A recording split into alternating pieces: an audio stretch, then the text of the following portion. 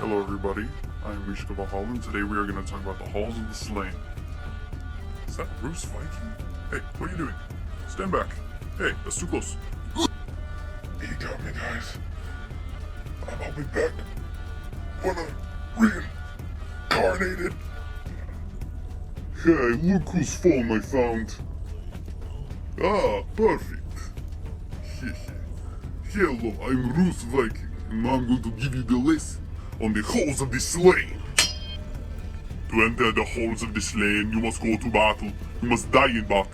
You must be eaten by the corpse ravens, the Val ravens, and the eagles, the wolves of the Valhalla. Then Odin or Freya can carry you to their great halls in Asgard or Folkvanger. There are many great halls, even Danheim for Thor. There are many great halls you can go in death. Just worship the gods you love. Hello people of YouTube, Mishka Valhalla here. How's it going? So in this video I wanted to talk about the afterlives. I wanted to touch up on sort of the foundation of what I think the afterlife is like for a heathen, through heathen context, and to sort of break a lot of the stereotypes and misinformations about where you go when you die, what was the belief, what is said in the Eddas, compared to what could have it actually been like. But I'm just gonna touch up on a few things in this video.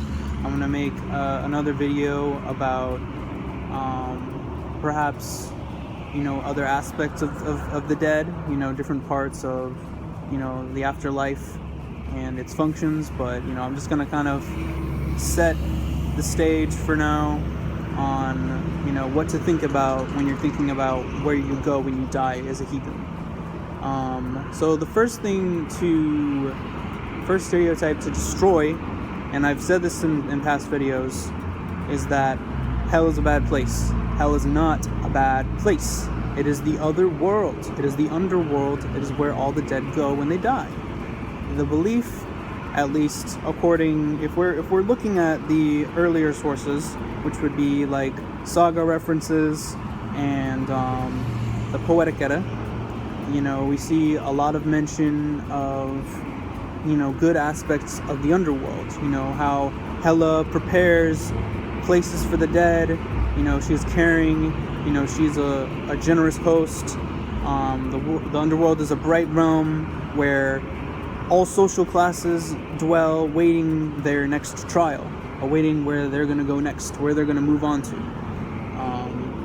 If we're going to talk about ghosts, a ghost could be someone living in a burial mound, who is an ancestor who is watching over their descendants, or of course it can just be a wandering spirit, a draugr, somebody that doesn't know where they're going. They're so restless, they don't want to leave, they want to stay alive, and then you keep seeing them everywhere, and they keep tormenting you. That would probably be a draugr or a poltergeist or something like that. I've never heard of any personal accounts of, actually, I'm not gonna talk about that. But anyway, excuse me. So what I'm basically saying is, don't think that when you die and go to Helheim, you're gonna suffer for eternity. This idea of eternal damnation has gotta stop. Helheim, has its parallels throughout many cultures. There are different cultures around the world, South America, European, Asian. There are just so many cultures out there where there is an idea of an underworld, and that's where the dead go. That's where the dead dwell, and they go there first before they go anywhere else. Especially in the Poetic Edda, maybe even earlier, before, the only afterlife was the underworld. But maybe then again, it isn't. Is that thunder? Thor's nearby. Let's just hope it doesn't start pouring rain. But anyway, where was I? Yeah, afterlives. So there are many afterlives. If you read the Poetic Edda, they mention so many afterlives, so many places of the dead where you can go. I can't name all of them off the top of my head right now, but places like Folkvanger, Freya's Hall, and then there's Thrundheim, Thor's Hall, there is Valhalla, there is another Heim, another Heim. Well, yeah, Heim meaning home. There is another Heim where Odin used to live, but I forgot the name off the top of my head. but he used to live somewhere, and apparently some of the dead go there. Perhaps as devotees. And then again, this is just my own reading of it. You know, like, you can look at it different ways. A lot of the things that are written in the Poetic Edda are very vague and metaphorical, but you know, that's the beautiful part of it, in my opinion. But you know, the heavens, like, I do personally believe that there are some afterlives in the heavens. You know, you can, you know, go upward and downward. You know, you can do both. You know, we are Midgard after all. Like, we're in the middle. You know, the gods, yes, they are here with us. They watch us. You know, they visit Midgard from time to time. You know, but there are other beings. You know, other beings that live in Asgard above. And there are some great halls there, in my opinion, such as Valhalla, such as Folkvanger, Thrundheim, and so on. There are many homes to the gods.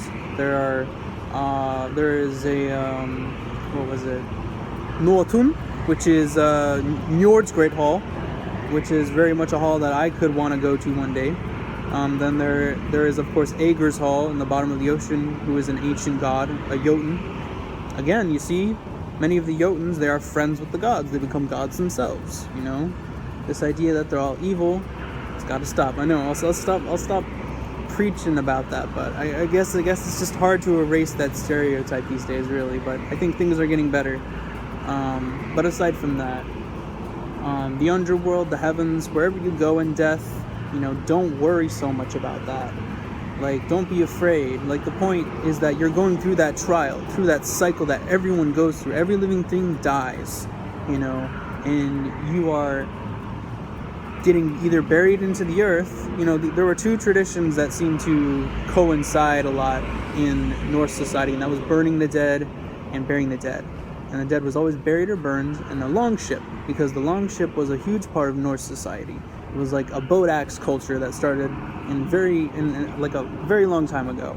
You know, this very old culture surrounding around boats, because there were tons of inlets and fjords in Scandinavia, and plenty of places that you needed a boat to get through easily. Otherwise, it would take days and days, you know, to travel, especially in Norway, you know, on foot. So it was perfect to have a boat, so you could get from fjord to fjord. But, you know, the idea was that, you know, that's how the dead travel too. You know, you put the dead in the boat with all their belongings, so that that shares parallels with the pharaohs, you know, like the Egyptians. You know, putting all the things that belong to that person in their sarcophagus, aka in a Norse sense, their longship. And if they don't have a longship, you know, sometimes they were put into coffins. But that shows that they weren't afraid to put their bodies in the underworld. You know, maybe they did die in battle. Maybe they didn't. Maybe they just wanted to be in that mound so they could watch their descendants. Or the body was burned, you know, in a ship. You know, maybe on a shore or on land. You know, it was burned. In the account by Ibn Fadlan, you know, there are very rare accounts such as that one, you know, where they witness a Viking funeral where the dead is being burned. But, you know, that's been the most popular motif and idea of a Viking funeral. So I do personally believe that it definitely was a thing. You know, cremation and burial has been a thing all over the world forever. So I am not surprised there. So maybe by burning the body, you know, as it's said in the account by Ibn Fadlan, he goes straight to the afterlife, straight to the garden, as the Viking says to Ibn. He says that he says to the Muslim scholar Ibn Fadlan that, you know, it's stupid that you bury your dead. You know, their corpse rots in the ground. You know, why not burn their dead so they go straight to the afterlife, straight to the heavens? You know, and that's an interesting thing, because, you know, you still find ancient Scandinavian burials, you know, in the ground where the dead aren't burned. You know, they aren't ashes. Their bones are intact. Their items are intact. You know, maybe their swords and weapons are bent, but that's because it's an animistic tradition to believe that all the things that are close to you have a soul. You know, you give that thing a purpose, therefore it has a spirit of its own. You know, and just like everything around us, you know, it's animism. A very core basis to really any pagan practice, to be honest. But yeah, another thing I will mention, the serpent and the eagle, they are very strong symbols of death in Norse culture. The eagle representing, you know, the eating and devouring of the corpse and bringing it to the heavens. You know, we also have the blood eagle, which was a sacrifice, you know, that was given, and it was basically, you know, the idea is that they cut open the back of the victim, you know, and then they would tear out the lungs. Wow, there's so many splashing fish everywhere. Excuse me. But yeah. So, you know, the idea is that maybe, just maybe, that it actually was an eagle tearing apart the victim. And it was the eagle slowly, piece by piece, bringing their body to Valhalla. Because when you die in battle, you know, you don't have to deal with the pain of getting eaten alive by ravens and eagles and so on, or wolves even. You know, you don't have to worry about them when you're dead, because maybe the idea is that, you know, when you're devoured by these animals, you know, that's your body, that's the Valkyries, the Valkyria, taking your body bit by bit to Valhalla or Folkvanger. And just like when you're in the ground, we are going to talk about the serpent now. Jormungandr, the earth serpent. I made a video about dragons and serpents. You know, when you're in the ground, when your body is buried in the ground, you know, you rot slowly, just like the eagles and the maggots and the, you know, and the ravens, you know, eat away at the corpse, you know, carrying it up into the heavens. You know, that's what, you know, essentially the creatures in the earth are doing to your body as it's decomposing. You're being eaten away. And the idea is that maybe, you know, that's Nidhogg, you know, eating away the body, you know, because he's at the bottom in the underworld, word for word, eating the corpses of the dead. And another thing, he ascends after Ragnarok from the underworld, drops the corpses back onto Midgard, and then goes back into the underworld. So that shows that he has an important role as a dragon, and as a dragon that decomposes and rots away the corpse, so that the spirit can enter the underworld.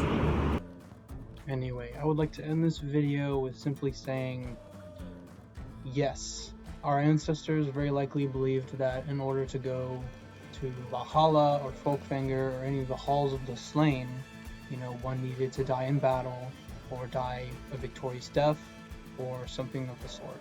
You know, they need to be claimed by the Valkyria. Once you're in battle, once you're fighting the Valkyries, it's said that they gather around and they control essentially the fate of the match. And then those who are the victors that are chosen, that are those who are brought to Valhalla or to Folkvanger. But then again, you know, you're thinking, you know, in a modern context, what if I die of a fight against cancer? What if I die of a fight against a disease? You know, I mean, maybe, you know, we never truly know. But at the same time, you know, the idea of going to hell in a heathen context is not a bad thing at all, in any way. You know, not unless, you know, you want to go to the depths of Niflhel to just, I don't know, get eaten by a dragon or something. But, you know, the point, you know, is to, you know, just not worry so much of getting into Valhalla or not, or into Folkvanger, you know, because there are many halls, and each god and goddess has many different halls, some in the underworld and many in the heavens.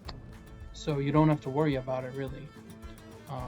You know, again, it is up to what you believe, but, you know, if we are talking about, you know, sort of what we can find and speculate, you know, it says that, you know, there are many possible afterlives, and, you know, one of those, you know, being a Hall of the Slain. And the Halls of the Slain, you know, aren't a place where everyone wants to or needs to be. You know, I mean, what's the point of fighting constantly and waiting for Ragnarok, you know, if you're not a fighter yourself, you know, if you don't want to clash with people constantly. But, you know, again, there are more halls. But anyway, I'm going to end my video there. If any of you have any further questions or concerns, maybe suggestions for future videos, please let me know. Thank you, and hail the gods.